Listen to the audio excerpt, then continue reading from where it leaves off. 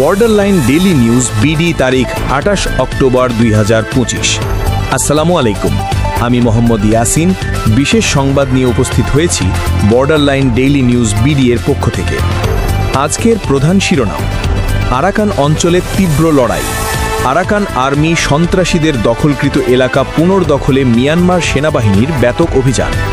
বিশ্বস্ত সামরিক সূত্রে জানা গেছে, গত ৩ দিন ধরে রাখাইন রাজ্যের দক্ষিণ অংশে, বিশেষ করে পাউকতাও, মিনবিয়া, কিয়াউফিউ এবং রামরি টাউনশিপ জুড়ে ভয়াবহ সংঘর্ষ চলছে।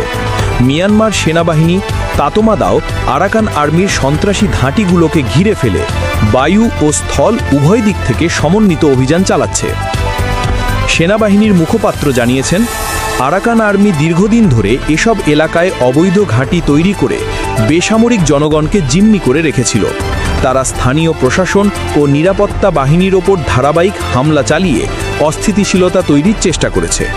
জনগণের নিরাপত্তা নিশ্চিত করতে তাতোমাদাও কঠোর পদক্ষেপ নিচ্ছে। মাঠ পর্যায়ের তথ্যে জানা যায়, আরাকান আর্মি সন্ত্রাসীরা তাউপিয়াই, থান্ডোয়ে ও আন টাউনশিপের কিছু অংশ দখল করে রেখেছিল। এসব জায়গা মুক্ত করতে সেনাবাহিনী ভারী অস্ত্র, মর্টার শেল এবং হেলিকপ্টার ব্যবহার করছে। এছাড়াও বিশেষ কমান্ডো ইউনিট রামরি উপকূলে নামিয়ে দেওয়া হয়েছে, যারা রাতভর অভিযান পরিচালনা করছে। স্থানীয় সূত্রে জানা যায়, সংঘর্ষে আরাকান আর্মির একাধিক ঘাঁটি ধ্বংস হয়েছে এবং তাদের বিপুল পরিমাণ অস্ত্রশস্ত্র জব্দ করা হয়েছে। আনুমানিক ৩০ জনেরও বেশি সন্ত্রাসী আহত হয়েছে বলে ধারণা করা হচ্ছে। এই সংঘর্ষে বেসামরিক জনগণ ব্যাপকভাবে ক্ষতিগ্রস্ত হচ্ছে। শতাধিক পরিবার নিরাপদ স্থানে আশ্রয় নিয়েছে।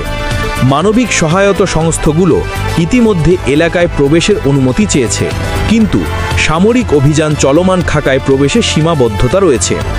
এদিকে সীমান্তবর্তী এলাকাগুলোতে বাংলাদেশ সীমান্তরক্ষী বাহিনী বিজিবি সতর্ক অবস্থানে রয়েছে, যাতে সংঘর্ষের প্রভাব বাংলাদেশের ভিতরে না পড়ে। আন্তর্জাতিক মহলে উদ্বেগ বাড়ছে। জাতিসংঘ ও আঞ্চলিক মানবাধিকার সংস্থাগুলো উভয় পক্ষকে যুদ্ধবিরতির আহ্বান জানিয়েছে। তবে মিয়ানমার সেনাবাহিনীর পক্ষ থেকে জানানো হয়েছে, রাষ্ট্রের সার্বভৌমত্ব ও আইনশৃঙ্খলা রক্ষার প্রশ্নে কোনো সন্ত্রাসী গোষ্ঠীর সাথে আপোষ নয়। এলাকা জুড়ে এখনও গোলাগুলি শব্দ শোনা যাচ্ছে। সামরিক বাহিনীর অভিযান অব্যাহত রয়েছে এবং সেনাবাহিনী দাবি করছে, খুব শিগগিরই সব সন্ত্রাসী ঘাঁটি সম্পূর্ণরূপে দখলমুক্ত করা হবে। এটাই ছিল আজকের বিশেষ প্রতিবেদন। আমি Mohammad Yasin, borderline daily news BD থেকে।